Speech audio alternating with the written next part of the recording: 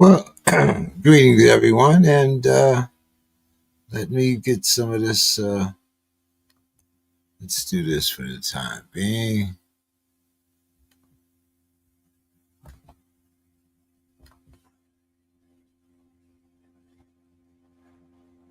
And I'll just put you back up there at the proper time. But uh, welcome back, everyone. It's been a couple Wednesdays since we've been on the air, and welcome back to the Sports Crib. If you've been watching Don, he's been having a wonderful time on his honeymoon, dancing all over Texas, and it looks like a little bit of New Mexico there. But yeah, so Don's enjoying himself. I'm not Dave. I don't think we'll be here until next week, but our other soon to be married. Newlywed. I guess he's in the stage of planning his wedding now. But we're joined by Mr. Bill Carroll. Bill, how are you doing this evening? A lot has been happening, but it's good to be back. Yes, I am in the process of planning a wedding, and if anybody who is very reasonable and I know we have sort of a wide reach. If you're in the Tidewater area, which is where I grew up, hashtag 757, and you are interested in providing food or a venue for a wedding on the 31st of October 2026, hit me up. But yes, I will be. I'm in the process of planning a wedding. But yeah, it's great to be back, and I have missed a lot of things. Obviously, a lot has happened, but it's good to be back. Yeah, we have so many things going on. We're talking about, the NBA draft, of course, is tonight, as everyone expected. Mr. Flag was the number one pick, and I guess it's Flag this year. It's kind of Flag and the others, uh, not as plentiful as we have seen in years past. But speaking of that, Bill, I guess we can kind of get started on what's happening with the NCAA men and women's tournament. The proposal right now is to add eight new teams, which would bring it from 64 now to 72. Yeah, 64 and 8, 72. So, Bill, I want to know your thoughts on this. You know, uh, of course, dating myself again, I remember when we were, 48. Yeah, Hey, 40, 48, and that's it. No, that no more, no more. The purists were, out with their pitchforks, and it was that was it. yep. I Now, Yeah, I now can remember. 34 games. Right, I can remember when they expanded the field and then expanded the field. And I wasn't. I thought 64 was a pretty close to perfect number. And while there were occasionally deserving programs that got snubbed, then they brought in the playing games, and I was like, whatever, right? I mean, it didn't really hurt anything, but I didn't think it added much. 72. I mean, I'm not going to be, Mr. Black Socks and sandals. I mean, I'm fine with it, I guess. I mean, more basketball is, I guess, more basketball. And it's more money. I mean, like I said, if you're ever really confused about anything that happens in both pro and college sports, it's sort of like when you're doing one of those math problems where they give you all but one of the factors and ask you to solve the problem. If you take away the X and add money, then the problem usually makes way more sense. So as I'm sure you already know, the tournament is an enormous financial boon to all involved. The television partners involved, the NCAA partners involved, everybody makes money. And now, finally, the student athletes, right? Finally, the student athletes also make money. So a lot of my previous complaints were about the fact that everybody got to eat but the people that made the food.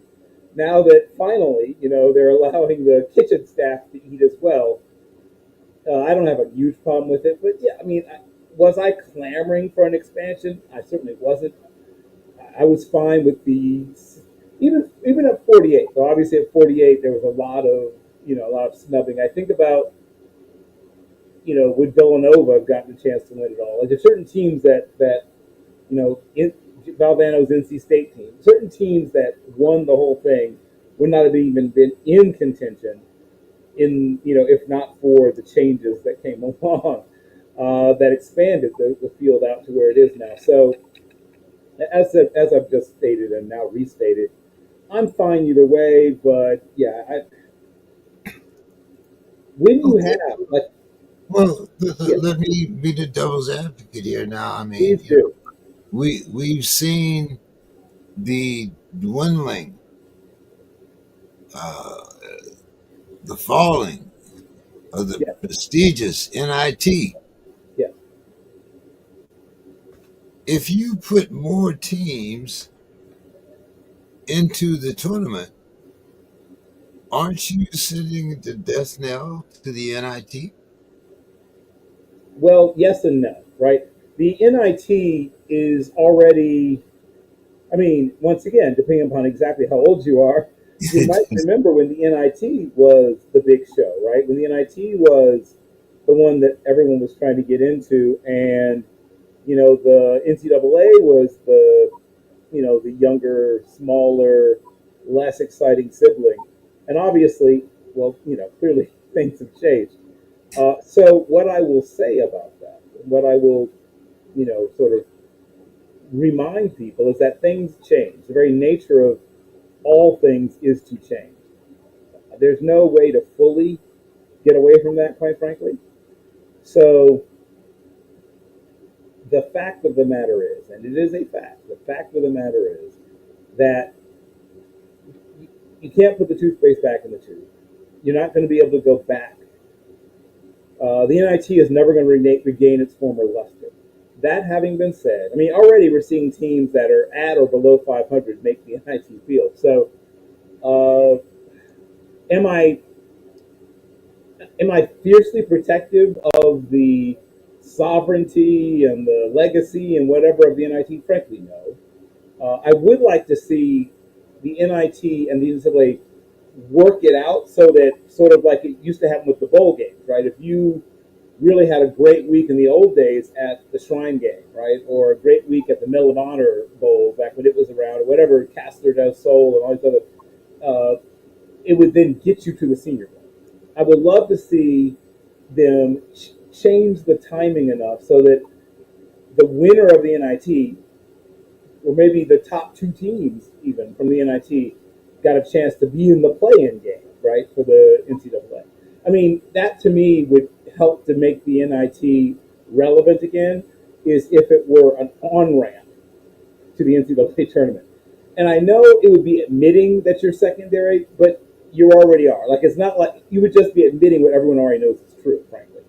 That now, once again, no one consults me about these things. This will probably never, ever, ever happen. But to me, that's how you sexy up if you're looking for a way, the NIT.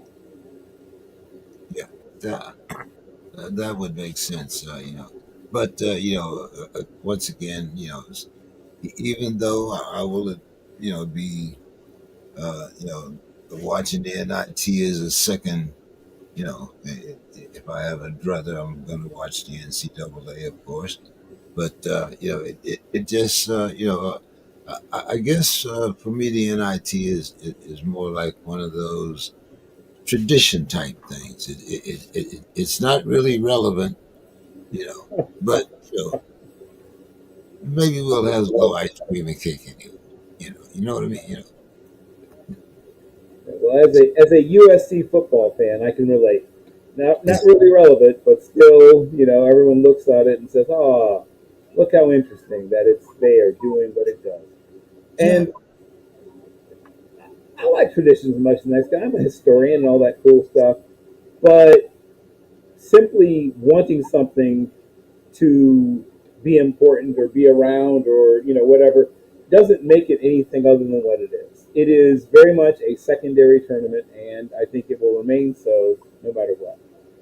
Oh, I mean, of course, with the NCAA expanded, who knows? We might get up to 101 teams one day. Never can tell. Yeah. But that also being said, speaking of teams, we had the sale of two teams this Yes, week. Uh, yes, the Timberwolves, as well as the Lakers. yes, Uh, yeah. Guess which one of those got more media coverage, James? it was well, what? Guess which one of those two got more media coverage? you know, I I really, the the Timberwolves we kind of knew about, and you expected that to happen. I'm not sure that it was the same way with the Lakers. Um, but then maybe it explains a few other things. But number one, were you surprised at the price? And number two, uh, I still look at both of these teams as also Rams. What's your thoughts here? I mean, with Well, I mean, the the Timberwolves Thunder. actually have a very bright future, James. I mean, you can say also ran if you want, but the Timberwolves are one of those teams that's really a player away. If they had managed to land someone like Kristaps Porzingis, or if they managed to land somebody like, um, who's out there. I have to go back and sort of check to see. And the thing about the NBA is that even players who aren't, technically speaking, free agents are really free agents. That's the sort of interesting thing about the NBA is you can always, if they had landed Kevin Durant, if they had landed, you think about, player movement and player empowerment. That is the NBA is the one that has reached the pinnacle, right? Player power, I guess, is maybe most obvious in Major League Baseball, but they haven't quite gotten to the point where players are able to force their way around the chessboard the way they are in the NBA. Like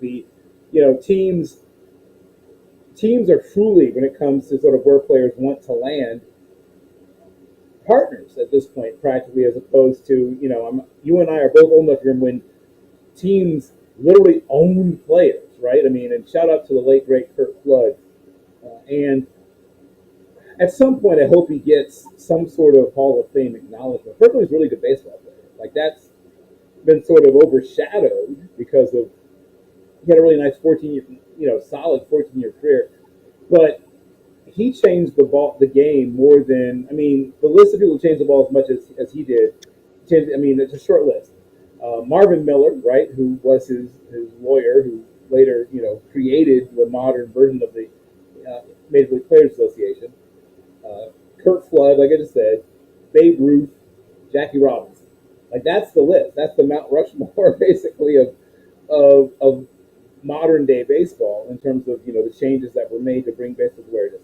But back to what you said about the NBA. The fact is that the Timberwolves, if I were spending my money, I think if these were wins and losses, the more bang for your buck buy is the Timberwolves. The Timberwolves, their arrows pointed up, James. That team, if they draft well and add good glue pieces around the stars they have, that team is one more secondary player, that the man next to the man kind of player. They're a Scottie Pippen level player, and then maybe one or two second unit guys away from being a team that could hoist the Larry O'Brien Trophy. They're not far away, James. The Lakers are in my opinion at least, a different situation. They've got Much different. Much different. yeah, they've got some We've talked some about the Lakers for what the well, last couple of the team years. is weirdly constructed. I'll just leave it at that. It's a weirdly constructed team. The big selling point is their prestige and history and location. Right, they are in this enormous media market, and they have tremendous amount of what these call Q value. Back in the days of television ratings and things like that, but television ratings were simpler because it's only 3 networks. But they they are the Lakers. So that yes, the Lakers will always everything the Lakers do. When the Lakers sneeze, the NBA catches a cold. I get that, but their actual basketball situation, to me, is not even terribly close. Like the Timberwolves all day long. They are. If you handed me as a general manager these two challenges, I mean, there's Oh, good. I definitely agree with you. As far as which team, I think is headed in an upward direction. You know, it's just that, I see some of the younger teams, for instance, the Oklahoma City Thunder. Uh, you know, and I don't see. When I say also Rams, I'm not saying that all of a sudden that they're going to be last in the West, but I do think that there are 3 or 4 teams that might have a little edge. Now, of course, on paper you have to include the Spurs in that situation with the young talent that they have, Sure. plus the addition of Kevin Durant, which I also we'll talk about here in a Yeah, minute. that's fascinating. That's what that is. That's a fascinating situation. you know, and then you see the Celtics kind of dismantling, so you know that they're that they're getting ready to try to put some shells in the chamber. So I didn't I don't mean it as a term of disrespect. I just think that there are other teams that right now, as you mentioned, Minnesota is probably uh, one guy away, from helping the Ant Man. But then we thought, we'd see that when they got Gobert. Then we thought we'd see it, when they got the inside shooter. So Yeah, I I mean, mean, Gobert is a specialist, right? I mean, he yeah, needs I mean, more. you don't bring Gobert in to score 20 points a night. You bring him in to get 20 rebounds. Right. I mean, he does his thing and does his thing at a high level, but they need one more. Like I said, when I said Scottie Pippen, I mean I'm that kind of player, right? A player who does everything at a fairly high level. Maybe if Paul George is ready to be a second option, like whatever, somebody, whoever it is. Once again, free agency. You I don't know, say the that. rumors that Jokic might be available. I mean, That's the crazy thing about the NBA. Like, there's no such thing as an unavailable player, right? Every player can become available in the NBA.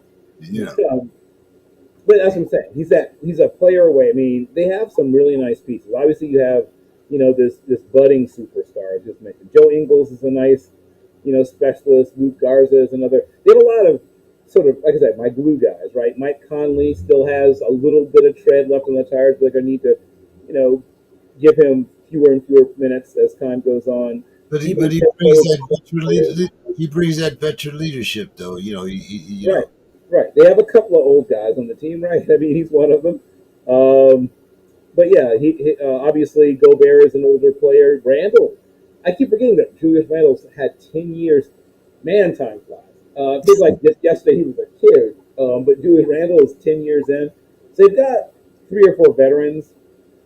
I mentioned Ingles already. So they've got 3 or 4 veterans. They've got, like I said, the budding young superstar. They got 1 or 2, 3 guys who the arrow's clearly pointed up on. But they need that that that difference maker who, if Edwards is having a bad game or gets in foul trouble or whatever, is able to, do what Clay did when Steph was having a bad game, or do, like I said, what Scotty did for Mike, what Manu Ginobili did for everybody when when that Spurs run, where okay, you need me to be the best guy on the floor for 8 minutes on both ends of the floor for 8 minutes, offense and defense. I can do that, right? Like maybe I have to do it a whole season. Maybe you'll do it, night in and night out. But I can do it. You need me to do it for a game. 2 games even. Maybe it's a 7 game series. You need me to do it, in games 4 and 5 to get us back from being 2 games down. I can do that. That guy. They don't have that guy yet. They have Anthony Edwards and a bunch of mostly role players, and like I Right. said, young players who are still on the way up. Yeah. Yeah. So now another thing that I'm just talking about right now uh, is when you talk is that oh man I knew here we go, Bill. Here we go. Well, I don't think I think you're the only one that doesn't have a beef with uh, Mr. Scott. But No, I good have no evening, problem Mr. with Scott. Mr. Scott. How are you doing this evening, Mr. Scott? Well, I'm doing very well, gentlemen. Very well, Yeah, gentlemen. James, you know why I tuned in. of So course. That's right, because I'll patiently wait. And I think because of me throwing my volley out there, the man from Atlanta, he's not here. Bo's not here. Of course, Demetrius, he's who knows where. So yeah, I'm here, and we know Well, what well, you know what well, his well, status is. well. I'm gonna. I sent the same little piece out to Bill also, and so it should be a pretty interesting discussion. But what we were talking about right now, Mr. Scott, was the sale of your Timberwolves, and along with the sale of the Lakers. And what do you see here? You now have the famous Alex Rodriguez is one of your part owners here. Uh, as Bill mentioned, you're probably a Scottie Pippen away. Well, that alternative to Ant, man. What's your thoughts here on the sale of your two teams? Well, just briefly, my first thought is the price for the teams. I mean, 110 billion and 1.5 billion. I mean, that's quite a jump there between the teams. And well, I think with the new regime, they've made it not real clear, but they've thrown out hits. They want a new stadium. Target Center, I think, is one of the older venues, even though they have remodeled it a few times. It's in a great, downtown location, downtown Minneapolis. But I think that could be on the horizon. A possible, I mean, these guys are jumping into this thing not to be. They have no ties here to the Twin Cities like Glenn Taylor did. I mean, Glenn Taylor is born in Minnesota, lives in Mankato most of the time, and has, I think, places in Fort Naples, Florida, and other venues. He also owns the newspaper up here, the Star and Tribune. So these folks here, they're coming to make a profit, and so we'll see how the stadium push goes. I mean, every city and state right now is strapped. Ever since the St. George Floyd thing with the police, with I don't think people are really in the moods for buying stadiums, for building stadiums on the public dime. So that's it's going to be interesting. It's going to be interesting to see. They say they're committed to staying here, but I know there's a couple places that would like a expansion team. I think they already have one coming up in Vegas, don't they? Pretty much. That's. I think that's a LeBron deal once he retires. They haven't really mentioned of anybody else really. Yeah. So I Bringing, don't know. I think Seattle has stated they want a team again. They want to get yeah, back in the game. but, but So once but once again, you mentioned that price tag, Mr. Scott. Uh, that was one of the things I was going to ask Bo. Can Seattle afford a team? I know there's a lot of interest and there's a lot of money, but when you start talking about, like you said, building new stadiums and things like that, yeah, it's a smaller market. I mean, look at the Oakland A's, I think they're playing in Sacramento now, and But I they're, but watched they're one of the games. It looks like a little league park that they're playing in Sacramento. but they're You on know, their way to Vegas though. See, that they've yeah, made that commitment. So they're the Las Vegas A's. They're just playing in Sacramento. You know, yeah. So these middle of the road cities, are kind of seem to be kind of being left behind in these big dollar games that are being played out here. So no, I'm hoping the Timberwolves stay here. I'd like to see him get a championship. I mean, I think with the Ant Man, as long as he can strap things up and be a little bit more, not running the streets so much. I mean, now he's back down in Atlanta where he hangs out with the rappers and all of that. So, and people know my thoughts on the rappers. I don't need to go into that. But yeah, I'm hopeful the team. They did great. They got to the final. For the second time, they could have really given OKC a better game. I mean, I have to have that to coaching. They really should have been able to play them better. I mean, Indiana took them to the brink, took them to, and so I think the Wolves are in good shape. Let's hope next year we get it done. okay. I want to ask both you guys. I mentioned just before you came on air, Mr. Scott, about Kevin Durant going to the Spurs. Uh, do you think that Kevin Durant would have went to the Spurs if Pop was still the head coach? I'm going to ask you first, there, Mr. Scott. Boy, that's a good question.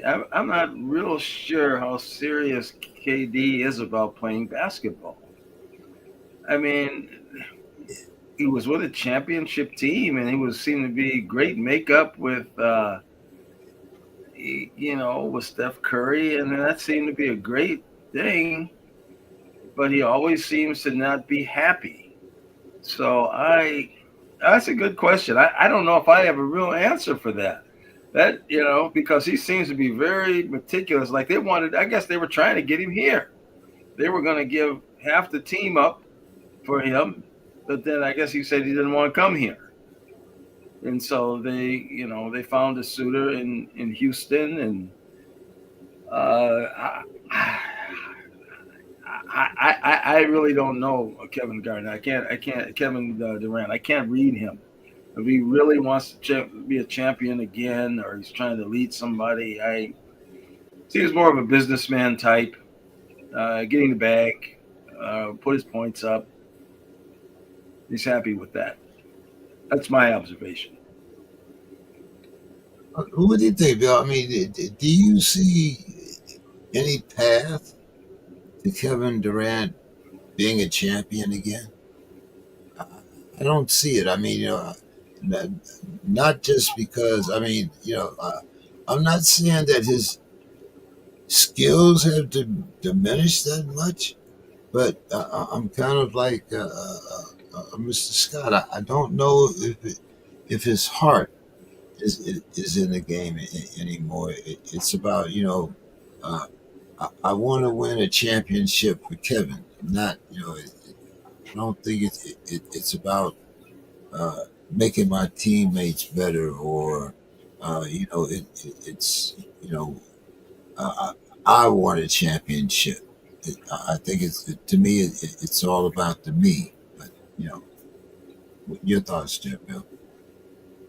Well, here's the thing about basketball, right? That makes it a little bit different from all the other major sports is that one truly transcendent player can get super hot and sort of like a great goalie performance in a hockey series or a off the chart great pitching We performance. got a little feedback there, Bill. Oh, I figured that. Okay, hold on. I figured that.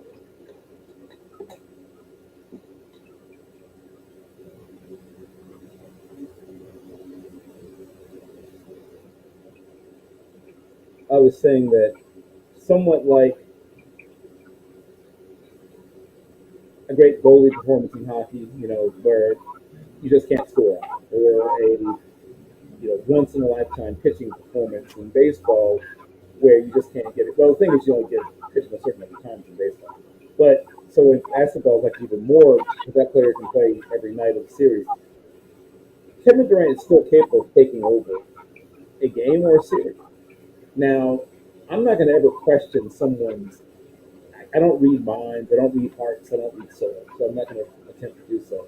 I think he's at a point in his career he wants to be comfortable, physically comfortable with the situation he's going to be in, culturally comfortable, both in terms of the culture of the city and the culture of the team, the way the team is constructed, and where his role is clearly defined. Now, we talked about player empowerment, right? I mentioned that previously. That's what makes the NBA so interesting is that, like Major League Baseball, you have player empowerment, but with the extra added factor of players, particularly the top level players, essentially being able to tell the team where they will and won't go, even to some extent above the level of what goes on in baseball. Uh, you know, players have a lot of power in baseball, but not quite to this extent. I mean, you have no trade contracts and things like that, but like when I see teams literally get put together as much by a star basketball player as we do by the actual general manager sometimes. But I I think that Kevin Garnett very much would like to win a championship for more than one reason. One is I think he is a competitor. He's a competitive coach. That's part of what rubbed him the wrong way in his time in Golden State was he was seen, not so much as the straw that stirs the drink. People sort of mentioned him. He was a great player, but people mentioned him after Steph Curry, right? They mentioned Steph Curry first for reasons that I think some of them are basketball reasons, but some of them are personal reasons. Like Steph Curry is just very relatable in a way that Kevin Durant, who would be a much taller human being, people don't relate to him the same way they relate to someone like Steph Curry. Steph Curry is very approachable. He seems very approachable. He seems very normal and human in ways that most superstars in most sports, let alone the NBA, don't seem. I mean, he wears, you know, New Balances. You know, goes out and hits golf balls as soon as he gets any free time. I mean, we could see him. We can imagine him on a riding mower on the weekends. It doesn't seem like Kevin Garnett is quite the same sort of suburban dad, right? That's probably part of it as well. But pure basketball, back to pure basketball. Kevin Garnett's still one of the top 10 to 12 players in the league.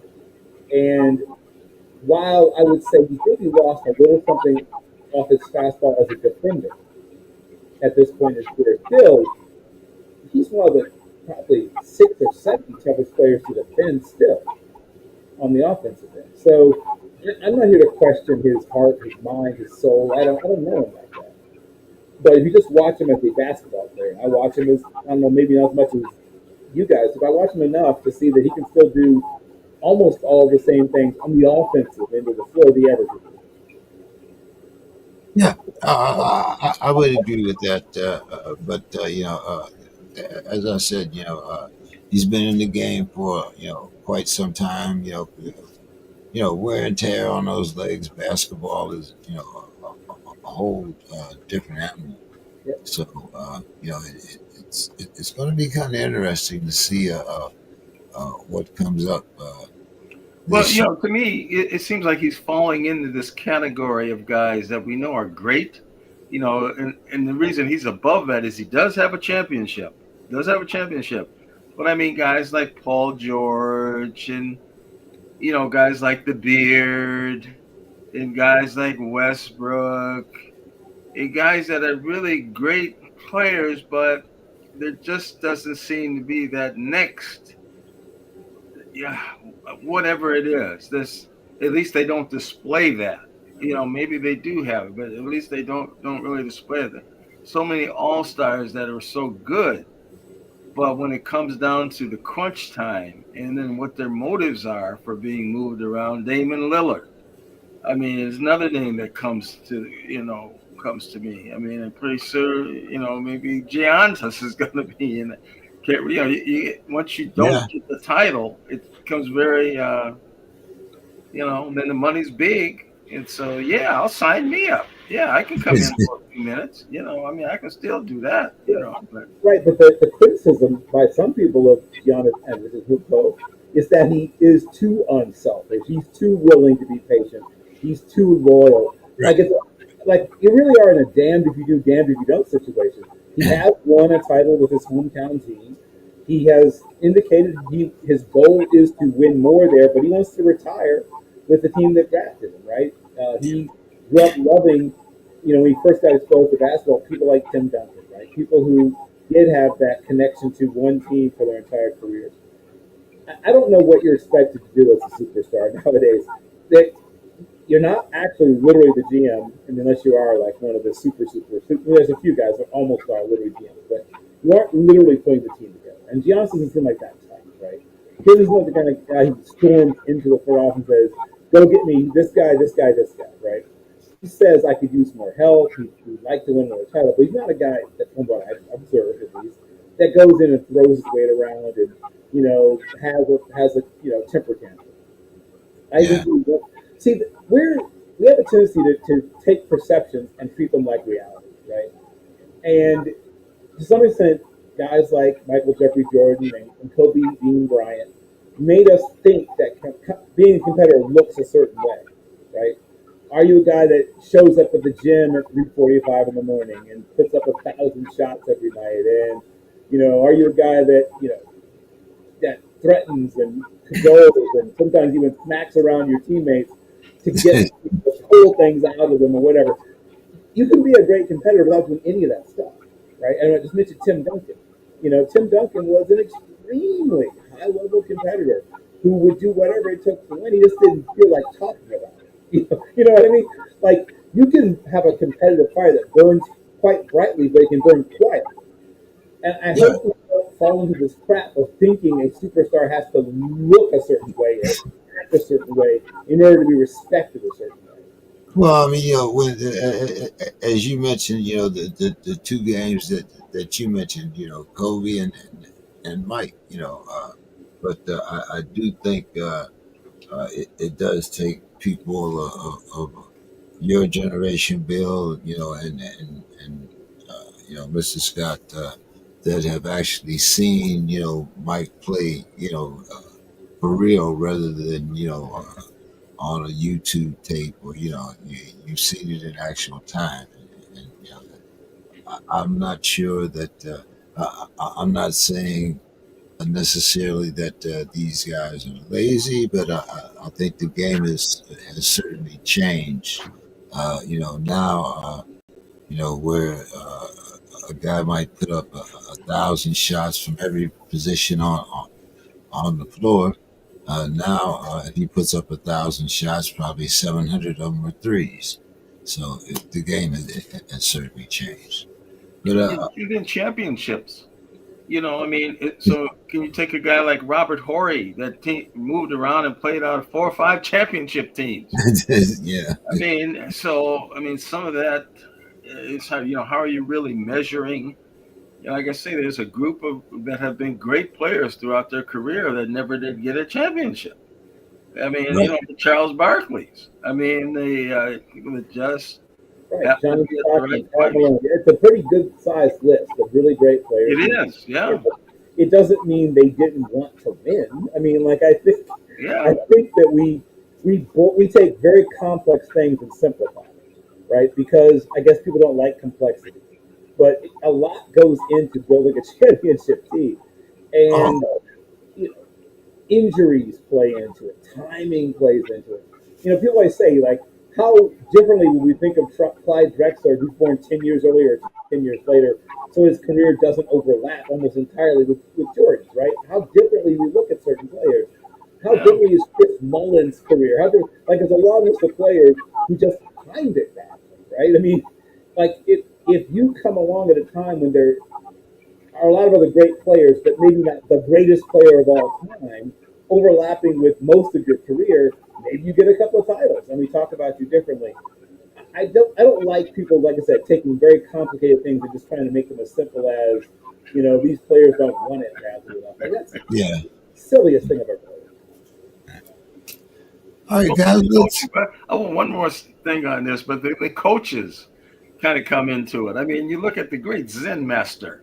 Oh, the great triangle. Yeah, when you got Kobe, when you got Magic, when you got Kareem, you can call it whatever you want, but you got the horses. I mean, yeah, Phil Jackson, I guess he was a great coach, but all I remember him for is the triangle. He had something mystifying, and nobody else could do it. Why can't anybody else do the triangle but him? What's so magical? So, Right. Well, the funny thing is that's not really his thing. I mean, that's Tex Winter, right? I mean, he, yeah, I mean that's the guy who really was responsible for both, largely refining and installing that actual offense. But to me, the best thing that Phil Jackson did, and still the greatest thing about him was he was essentially a psychologist, right? I mean, he wasn't some brilliant X's and O's coach. And I saw the first title he ever won. I watched the game when he was with the Alba G Patroons, right, in the CBA. I saw him, in fact, Barry Mitchell, right, Norfolk State University, member of our Basketball Hall of Fame in Norfolk State. Barry Mitchell was on that team. He played for Phil Jackson. And that was a great piece of coaching, right? I got to watch him, coach a CBA championship team. But the fact is that there's a lot of great coaches, like there's all great players who've never, been able to win a title. To me, like I said, we boil things down, right? We don't want to take a look at all the different aspects of what goes into things. We want to say, oh, this guy's a bum because X, Y, Z, or this guy's the greatest because of X, Y, Z. When there's there's so many things that are between and around these great challenges that we try to, like I said, reduce down to something very simplistic. I guess if you just look at the career of Charles Barkley, career of Clyde Drexler, career of other guys like Chris Mullin and other guys that have been amongst the greatest players of all time who, for whatever reason, just never got the chance to hoist the trophy. The Yeah, things that I think we can take away from those players, the careers that they've had, the things that they've done, I don't think that to me it's diminished, right? I don't think that their careers are diminished. I think people's opinions of them might be diminished, and maybe they themselves feel like a title would have made their career complete or whatever. But other guys have made it clear that they are able to look at their careers as complete without it. Dan Marino, jumping over back into football, eventually made peace with it. It bothered him, for his entire career and then probably another 15, 20 years after. But he eventually got to the point where he said, I did what I could do, right? I could, there's nothing more I could have done. And that's all you can do. Like, it's not, to me, it's not a referendum of someone's career whether or not they win a title. yeah. A lot of times, like you said, it depends upon timing, circumstances. There's a lot of things that go into being what we call quote unquote a winner. But let's get into a little football here, and we're going to talk about some of what NFL.com calls a boom or bust season for the following players. And I'm going to start with you, Bill. Is this a boom or bust season for Trevor Lawrence? I think he'll have a better year this year than last year, which admittedly is a pretty low bar. I think that people got caught up in. I mean, first of all, it's the guy that I heard first heard his name. He was probably 13 years old, right? With the way that the top level high school players, particularly the top level high school quarterbacks, are now covered, these guys become household names in some cases where they've done a single darn thing, and some of them never become anything. Some of them never do anything. I remember talking to a guy who was a big time high school sports guy who was just all over this player who was supposed to be this generational high school prospect. And I watched, he was a quarterback at Michigan Gorman a few years ago. And I watched, and then, they blew out, I think it was American Heritage. They're blowing this team out. They pulled in their backup. And I'm like, what's the backup player? I remember saying that. Like, what's the backup player? I'm not going to mention the young man, but he ended up, going to three different colleges, Eventually moves towards the end of his college career from playing quarterback, playing wide receiver. Doesn't really do much at wide receiver either. Now he's, of all things, a crypto analyst or something, I believe. So the buildup of high school players has gotten to the point where it creates sometimes some unrealistic expectations. When he goes to Clemson, while Clemson is in its sort of semi-dynastic run and has great success there. But there were flaws that, if you really were watching, you could see in his game even then, right? Not big flaws, not giant flaws. His mechanics were smooth and athletic, strong arm, and of course he has what's his name? Colin Coward calls quarterback hair, all that stuff. But once again, it's people looking at style over substance. If you break down his metrics, both in his pro and college career, you can spot that there's places on the field where he struggles. He struggles to see certain parts of the field correctly, accurately. He struggles to get the ball placed correctly to on certain routes, and he's still not a master at reading certain kinds of defense. Now, if this pre-snap look and post-snap look lines up and it's pretty much the same, he's still be absolutely deadly. He's extremely talented. So all that was to say, I still think he's going to have, like I said, a solid year, an above average year. But if you're thinking he's going to be one of the top 5 or 6 quarterbacks in the league, I'm going to say no. But will he be in the top half of quarterbacks in the league? 14, 13, somewhere in that range? Yes. He'll be somewhere around there. Mr. Scott, what about Bryce Young, the quarterback for Carolina?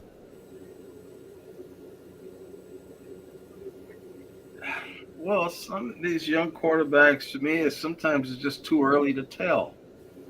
I mean, the team around them, there's so much things that go into that being successful as a quarterback. Do I think he has talent and the skill set to be, y- you know, um, boy, I mean, he's not on my upper echelon list of quarterbacks, but I think it's still time to make that move. And it depends on and I don't know what they've done much in the off season yet as far as receivers. Um,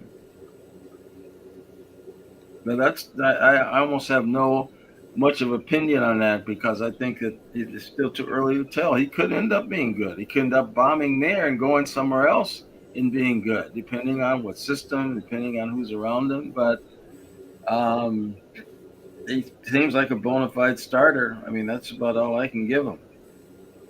What about Anthony Richardson, Mr. Scott? They say he's still having problems with that shoulder.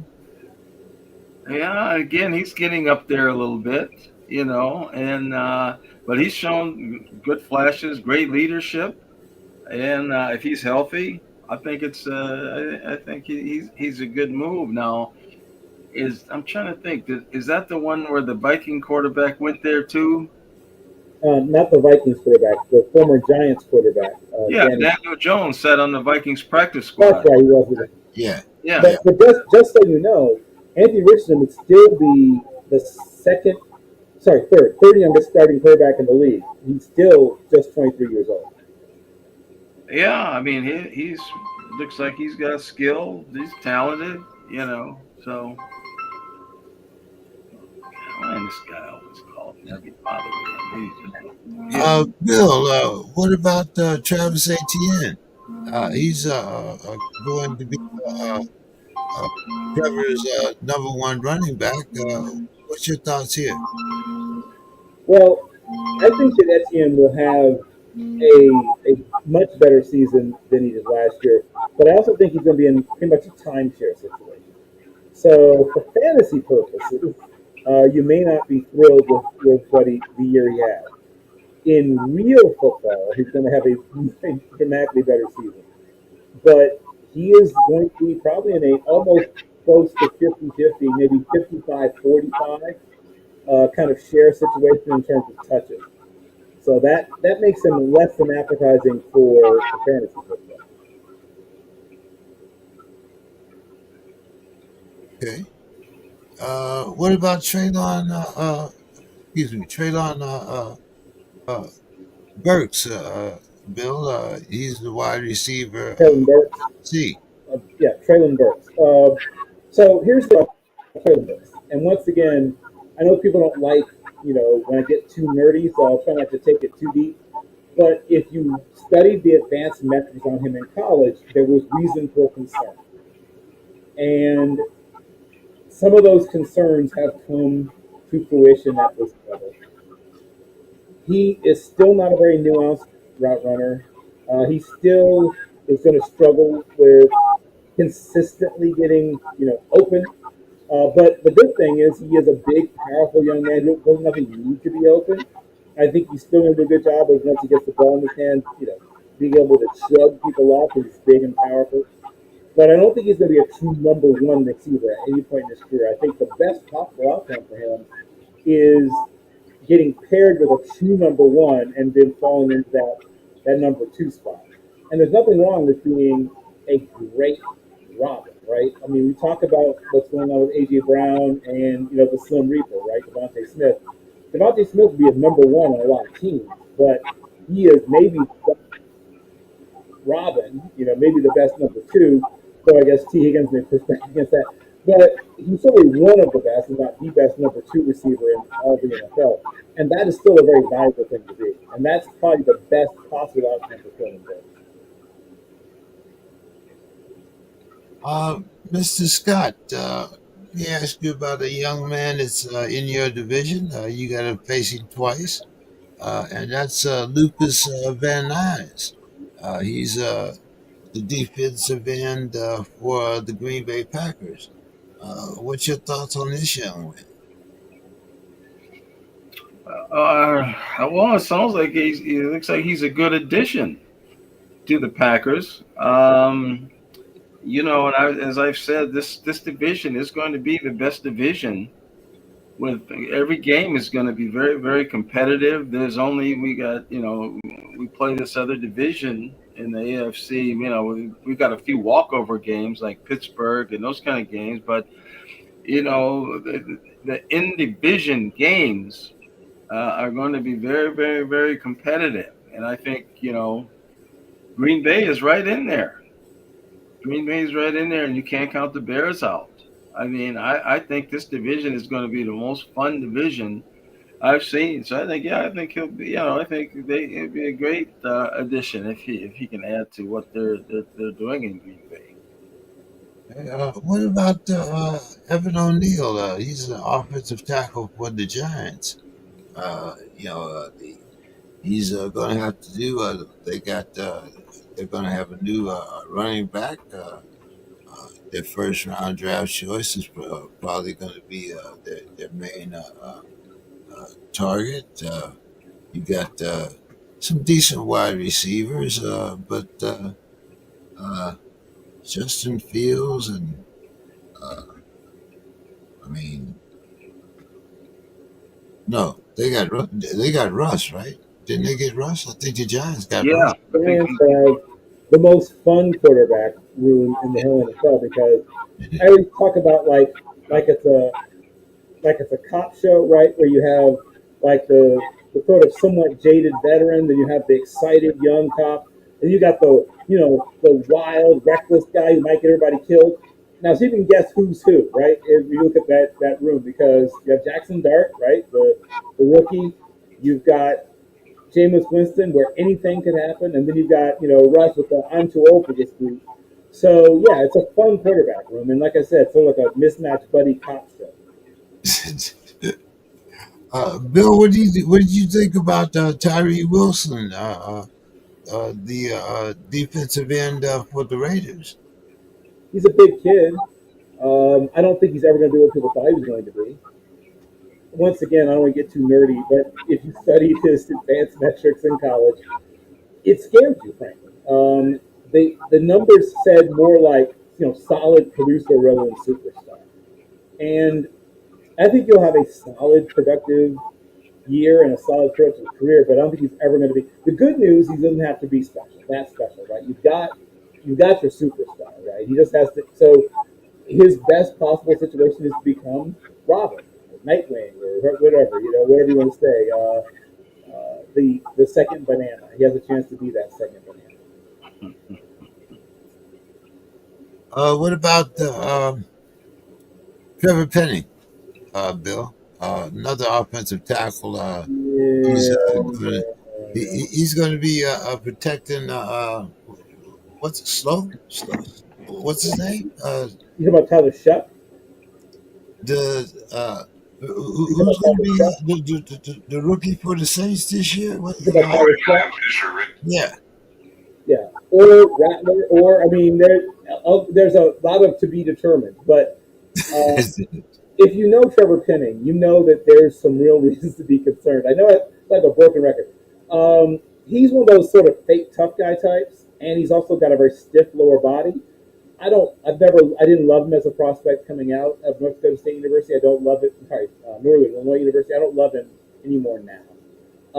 You and I, Northern Illinois. Here's the things. The only thing I really do like about him, he does give like a lot of effort. He's a high effort guy, right? He's going to give you what he's got. But I don't like, especially tackles with stiff lower bodies, and he has a stiff lower body. And he draws some silly penalties at times. If he can play more under control, and if he can somehow become more flexible, especially in the lower body, like I don't know. I mean, he could become a contributor. I just worry about him ever being more than that. yeah. It's some of these guys, like I said. I mean, most of them are second or third year guys. I think we got a couple fourth year guys there, not too many. But it is going to be kind of interesting to see what happens with some of these. Uh, as we mentioned, Bryce Young. I think Trevor might have a little, have a little more leeway.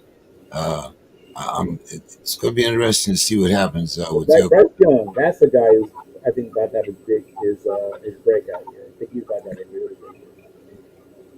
Well, Bill, started off talking about the Ratbirds here because the Ratbirds actually signed the cornerback Right here, yeah.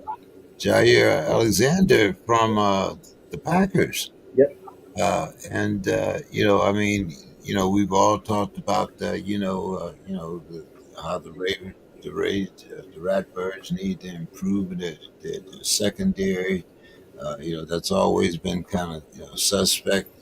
But Bill, this guy seems to be the genuine article. I mean, I'm not saying he, he might not set the town on fire, but he's going to bring some matches. Well, here's what I'm going to say. He had kind of a down-ish year. I mean, still it was a decent year. I mean, he's a really good player. But now he gets to be. Well, I guess he could be Batman. Well, I guess we'll find out who's Batman who's Robin. But that's a secondary that had a lot of interesting pieces in it already. With healthy, Darius Washington's a good player. Marlon Humphrey is slowly hitting the back nine of his career, but he's still playing at a fairly high level. Obviously, Kyle Hamilton is one of the most talented young safeties, and then he drafted another great young safety. So that is a loaded secondary, James. There's no two ways around it.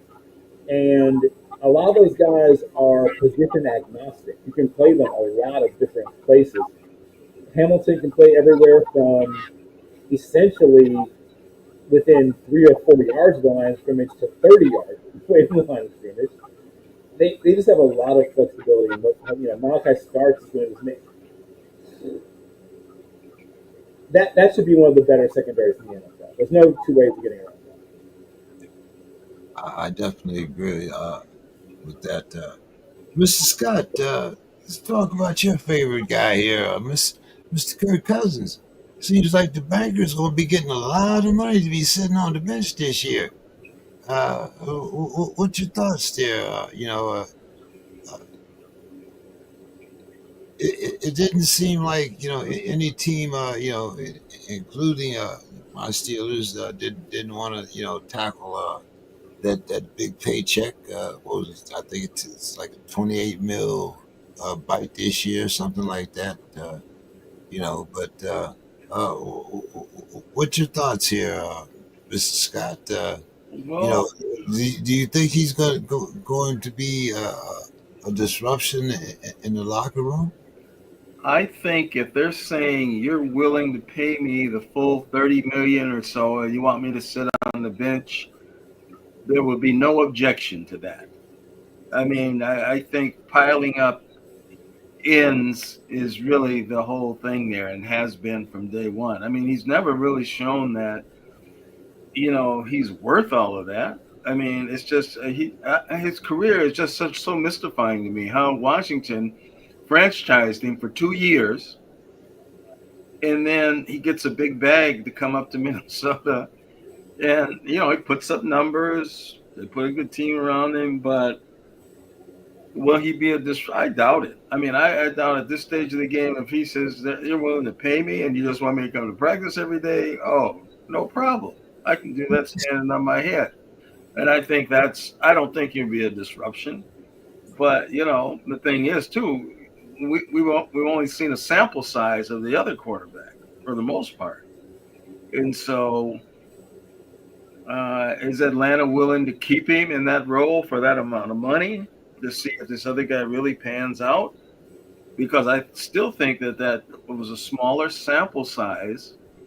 And they made a change, and he was coming off an injury then, coming back from Achilles. He should be fully healthy this year.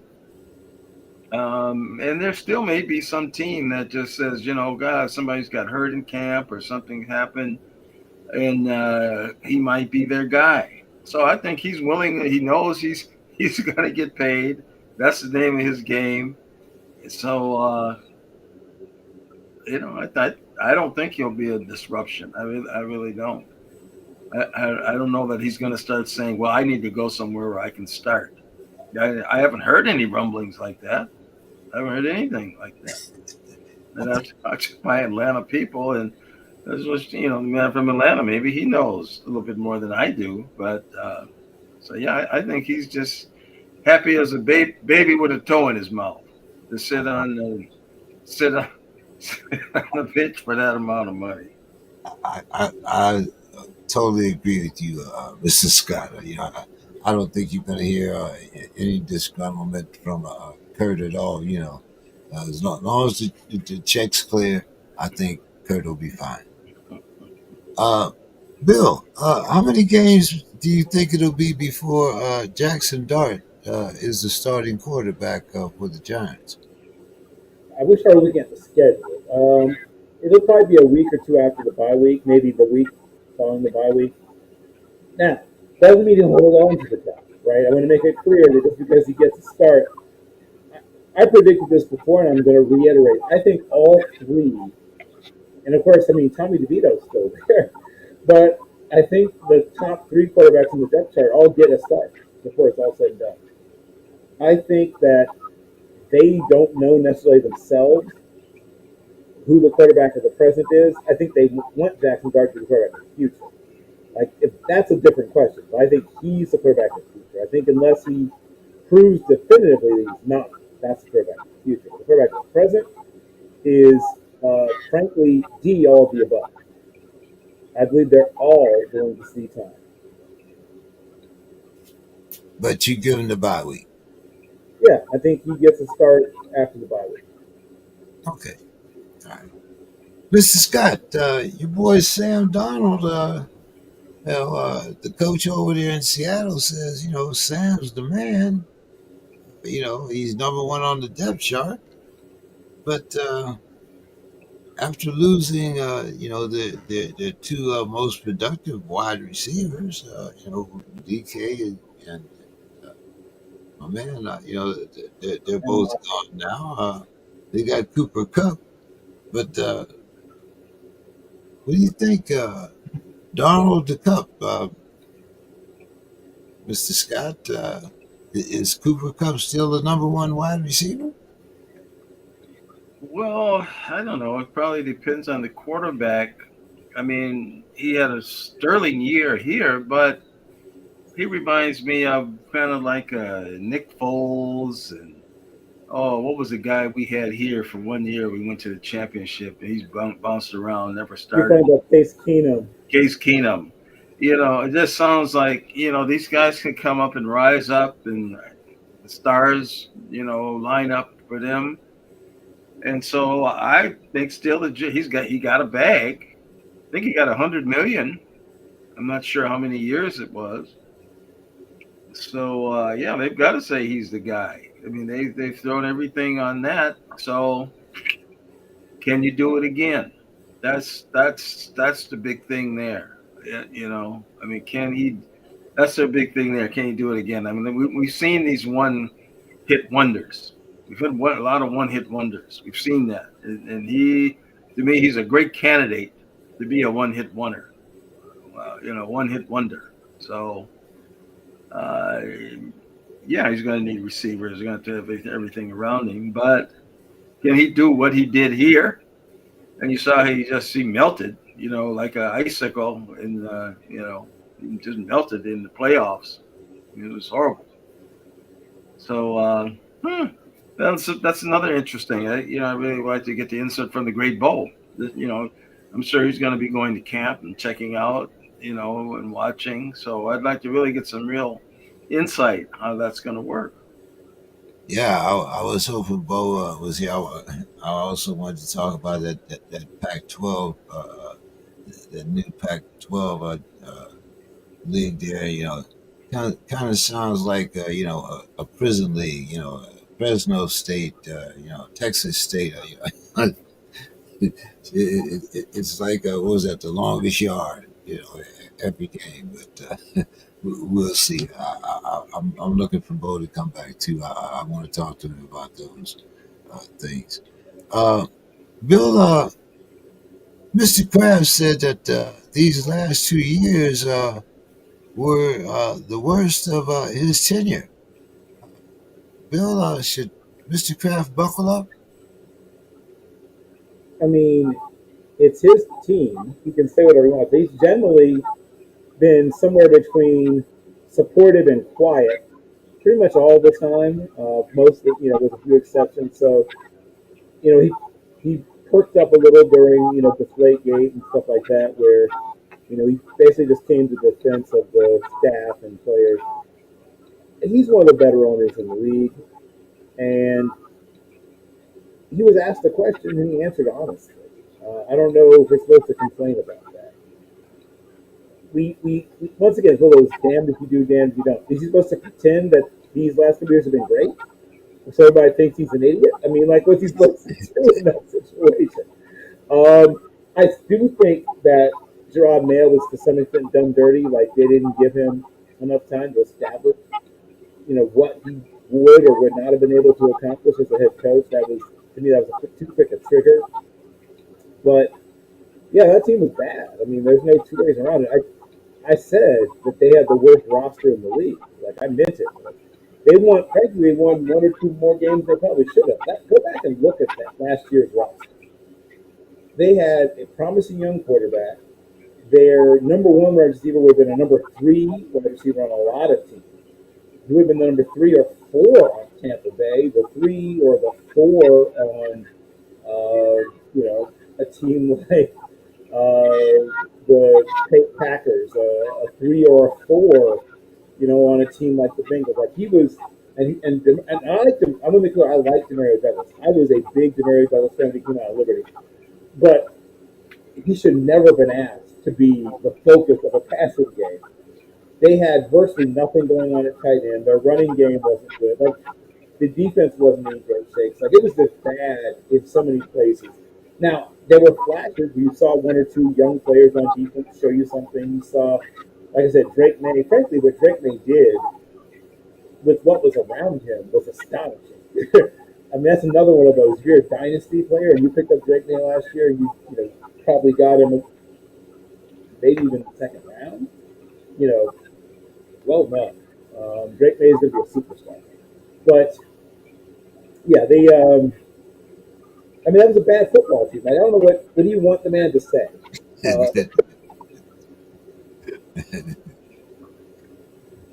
Well, uh, definitely, like you said, you can't, you know, uh, pretend. I think that he was very honest, but I think he's got at least a couple more years of that roller coaster to go through, because I don't see, unless something tragic happens down in Miami. They're fighting for the third spot or the bottom spot. I don't see that changing in their division. Is Buffalo going to go down? Well, I right, think right. Buffalo comes back to the pack a little, but not to that extent. Yeah, yeah, yeah. So, Mr. Scott, they say that your coach is kind of easing JJ into the lineup there. Uh, what's the rumors going on around camp there, Mr. Scott? You got your other guy, your backup. He's winging the ball. He's throwing the ball everywhere. They say JJ. They want to make sure he's ready for that beginning of the season. But Mr. Scott, sometimes don't you think you're gonna have to put the young man under fire and see what's going on? Oh no, we're ways from the season starting. They're doing an excellent job by, and not to go all Demetrius on it, but yeah, bringing this man in slowly. He'll be ready, getting ready for the start of the season. I mean, that's the goal. And then I think they still want to make some moves though for a backup. So they're still. I think that's the thing that they're really working on to see about getting a backup to him. But yeah, bringing him in slowly. They've just built a team around. They've replaced two or three starters on the offensive line with free agents that are going to be immediate impact players. So, and Flores, he's tuning up this defense like Arthur Fiedler. I mean, so he's just I'm just ready. I'm really ready for football and the Vikings. I think they're doing a great job. I think they've pushed all the right buttons. I wasn't that big on the Wall Street GM. Bill. Kind of convinced me on that aspect can add to football, can add to your strategy and your thinking and your building of a roster. So the way he's gone about it has been very analytical, which I guess jury for a little bit is still out, but for the most part, I'm all in. And not to go full Demetrius, but I like all the moves, pace that it's going at, and I think the Vikings are going to be right there. Okay, Bill.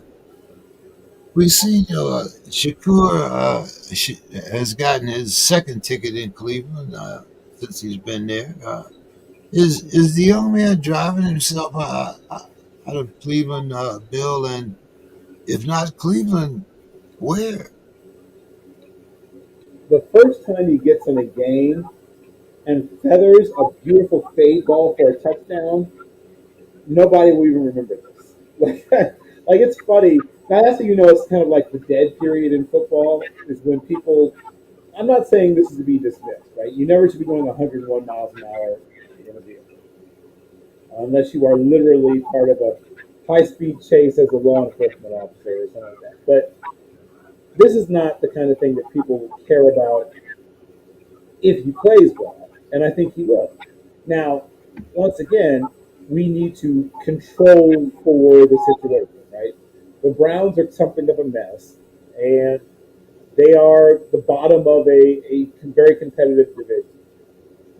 The Browns, as always, will win a few more games than most people think, but they're not a team that's ready to contend for the division, let alone contend on a larger scale.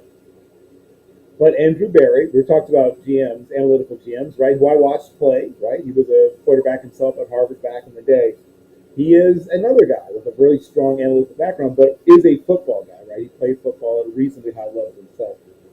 And he's trying to balance the two hemispheres, basically, right? right? The analytical hemisphere, right?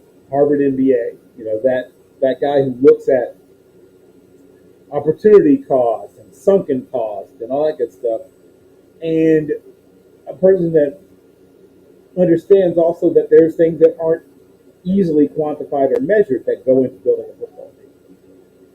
I don't love every move he's made. I'll be very honest about that. And frankly, I thought they should have retained Jameis Winston.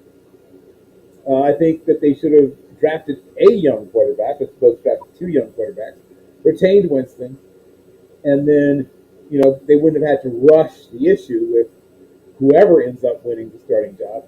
And I don't dislike Flacco, but and he's cheaper, obviously, than Jameis. But Jameis is a viable option for an extended period.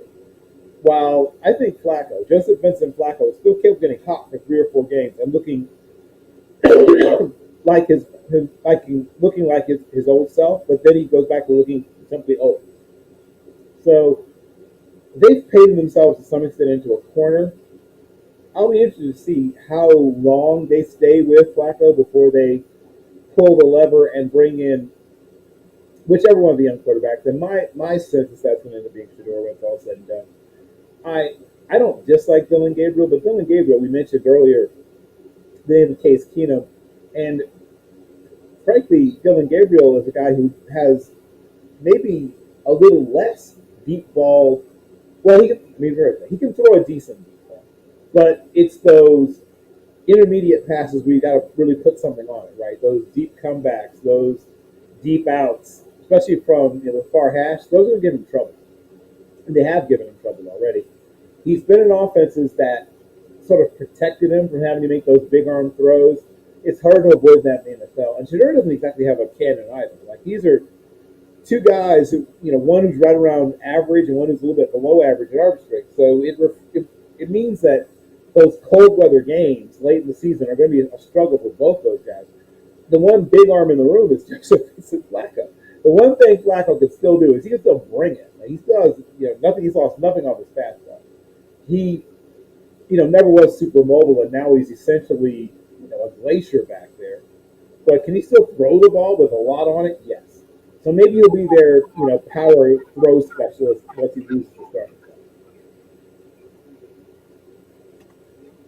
Perhaps, but still carrying 5 quarterbacks. I mean, of course, we know Mr. Massage is not going to play because he's still rehabbing.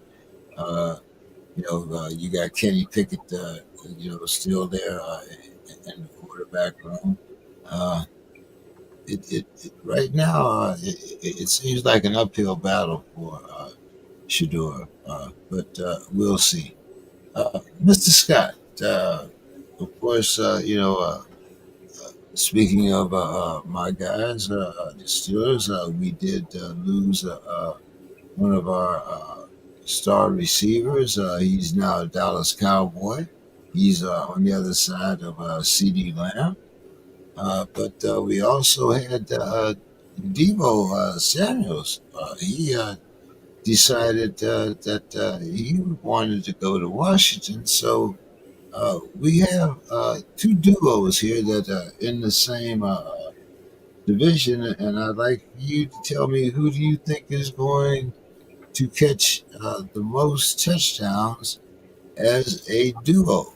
Uh, CD and George Pickens, or Scary Terry and Debo?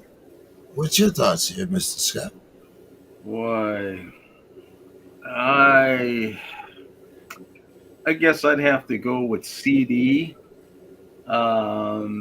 Pickens, I guess, since he's in the mix too. See, I've never been a Pickens fan, and I thought that he was like Rudy Gobert in the playoffs. I mean, balls were just bouncing off his hands. He's wide open. Balls bouncing off his hands. There's all this hoopla about Pickens is all this, Pickens is all that, and so he should have the opportunity in Dallas. I mean, I think Dak is still a quality quarterback. He should be healthy. Of course, he's coming off a big injury. I think it was a hamstring. But yeah, I'll go with that. I'll go with that duel. Which duo are you going with, Bill? Yeah, well, I think the I'm going to say it's obvious, but I think the clear answer is the Dallas combination, at least in part because I'm going to be honest, I think Dallas is going to struggle to run the football. I think that Washington is going to be the team that is more balanced in terms of run pass. And I think that Dallas, once again, assuming that Dakota Prescott stays healthy, is going to be something of an aerial surface. So, for fantasy purposes, if you're looking for the stat, it's the Dallas stat. I think that their running game is going to be somewhat anemic, but they're going to throw the ball like nobody's business. Okay. All right, Mr. Scott. Here's the time that you've been waiting for. We're going to talk about the Steelers here. T.J. Watt still hasn't been signed. Uh, Kind of wondering how that's going to end up. I was looking at, maybe there was some trade partners, but I don't think that there's any trade partners that would be able to give us uh, a draft pick that would enable us to uh, get our next quarterback. So